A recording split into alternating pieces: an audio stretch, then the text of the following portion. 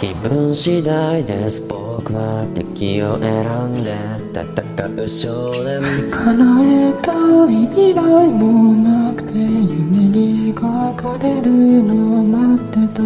そのくせ未来が怖くて明日を嫌って過去に願って。もうどうしようもなくな叫ぶんだ。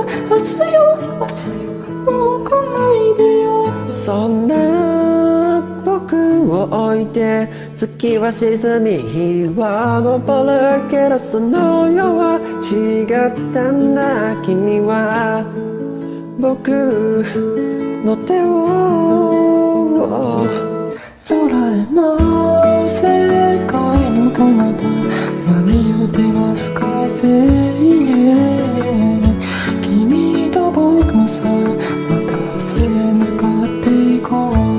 夢で割ってしまうのならば昨日を変えさせてなんて言わないからまた明日も君とこうやって笑わせて